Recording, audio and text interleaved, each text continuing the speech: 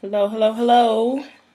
So, this video is titled Life Post Grad School.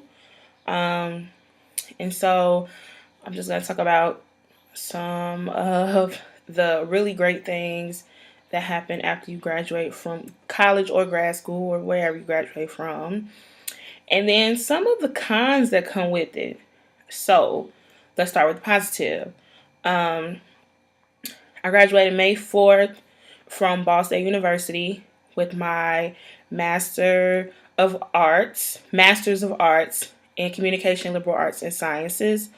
Um, Pretty much what I do with my degree is I rhetorically analyze things. I like to look at things through a rhetorical lens. I'm all about messages and how they affect marginalized and underrepresented groups such as women, people of color, individuals in the LGBTQI community, and others who don't have a voice for the most part. So that's what I like to look at and analyze. And with that, I find that I'm really big into working with nonprofit organizations, being really philanthropic, just trying to help those who can't help themselves or who don't have the voice. And when I say voice, I don't mean like the actual innate ability to speak. I mean those who aren't in a position to voice themselves because to society they mean nothing. So my undergrad degree was in communication studies with an option in rhetoric and public advocacy. So the public advocacy part comes into play a lot for me. So again, I graduated May 4th. For those of you who have seen my videos before, you realize I got some hair. I've been natural for a little over a year, but for graduation, I decided to go ahead and have a little fun and get me a sew-in that'll last me a little bit over the summer.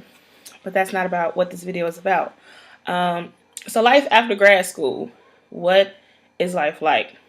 It's been 3 days since I've graduated, and I'm really enjoying it. I'm enjoying the fact that I can sleep in late, but really that doesn't happen because I moved back home, and everyone in my house wakes up literally at the crack of dawn. There are blenders going off, and my sister's in and out the room. It's a hot mess. But other than that, you get to stay up late, wake up late, and not have to pay rent anymore, so that's positive. There is no room, so I feel like all my clothes are just literally in one little closet. I still have shoes in the trunk of my car. It's just bad. But other than that, you get to relax. It's that same feeling that as if you just got the summer off. So you wake up and you realize I don't have any homework to do. In my case, I don't have any homework. I don't have any papers. I don't have any books to read. I don't have to grade students' speeches. I don't have to input grades. I just don't. And it feels really good to just be able to wake up and just say, what should I do today? What should I do? Not what do I have to do? What should I do? And that's what I'm experiencing. I recently started a garden. I'm from the south side of Chicago. And so we're going to see how this garden works on the south side of Chicago. It's in my mother's backyard. I got some tomatoes back there, some bell peppers, some squash, some zucchini. So we're going to try this gardening thing out and see how that works for me. I'll let you know about that later. Additionally, I've been trying to work on and get input on books I should read over the summer for fun. Because even though I said I don't want to pick up a book for like the first month after I graduate, that would be crazy. I don't want to pick up an academic textbook. I don't want to read an academic journal. At any point, I don't want to have to search an academic database. That's for damn sure.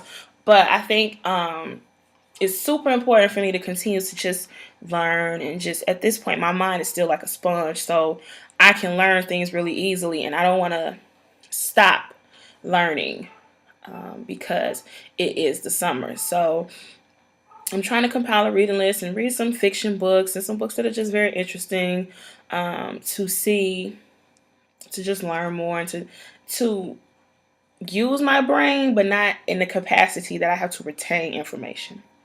So these are the positive things. Like it's just kind of cool to just lay around and catch up on TV that you've missed. On Demand and me are going to be like BFFs for a while because there's so much TV that I've missed. Additionally, I got a gym membership, and in the past 2 years, I've gained a lot of weight, and I'm not ashamed to say it, a lot of weight.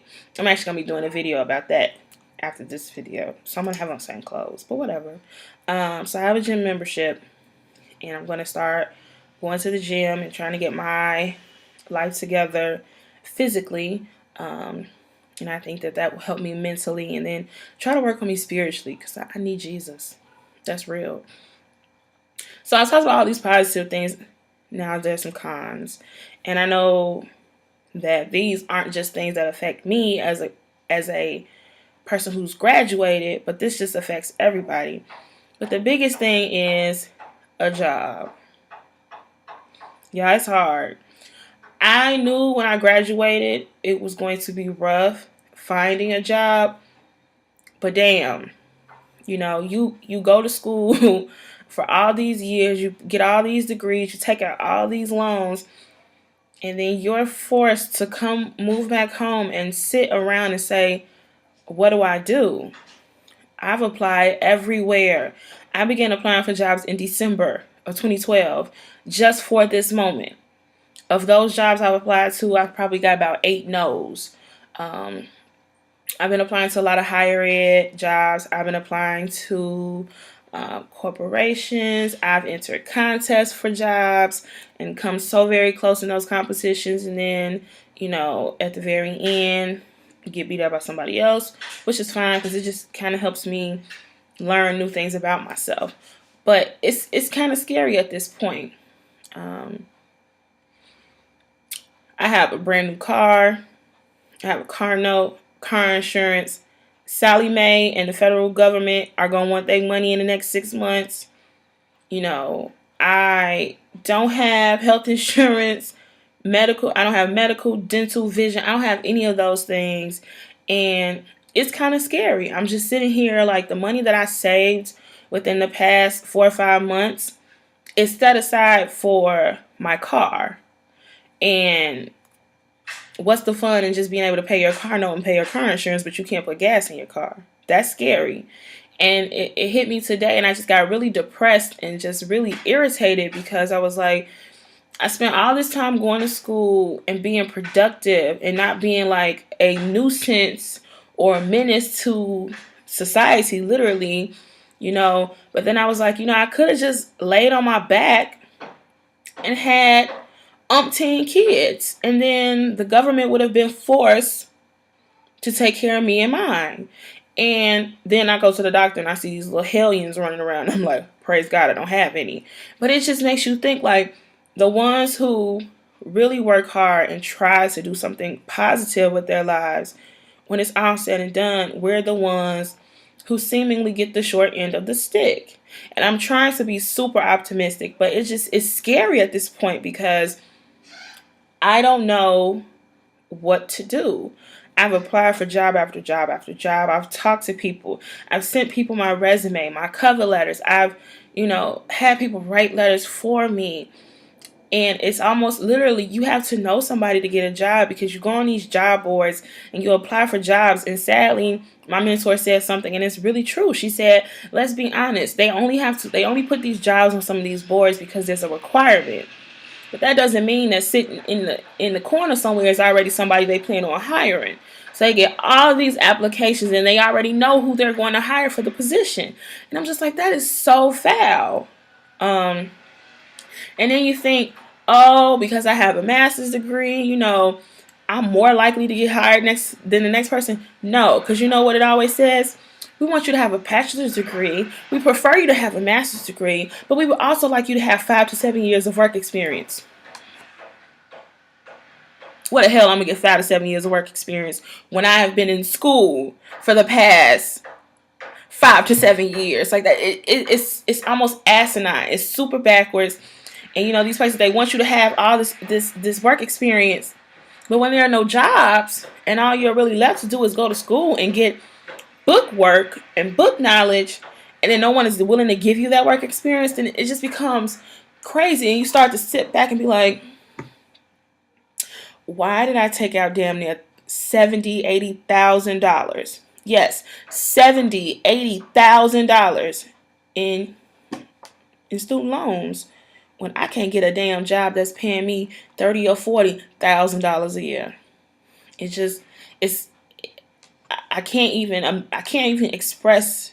I can express because I'm pissed off, but I can't even really formulate my mind to think like how this is going to affect me. I'm stressed out.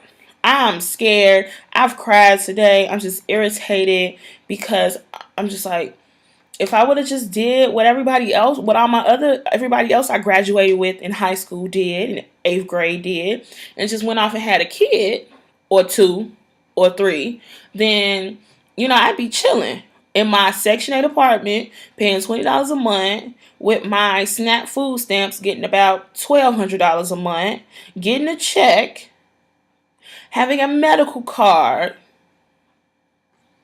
And if I decided I wanted to go to school part-time and take a few little classes at the local community college, the government would pay for it. I really think I did this wrong, y'all. I'm super thinking I did this wrong. Like, for real, for real. But then I try not to be like that and just be like, you know what? Something's going to come. You just have to stay prayed up and stay positive about it.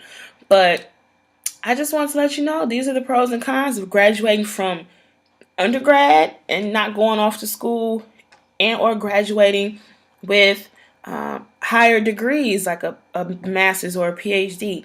It's not guaranteed that you're going to, number one, find a job in your field, or two, find a job at all. You just literally have to just keep your foot to the pavement and keep making it and do what you got to do to get where it is you need to be.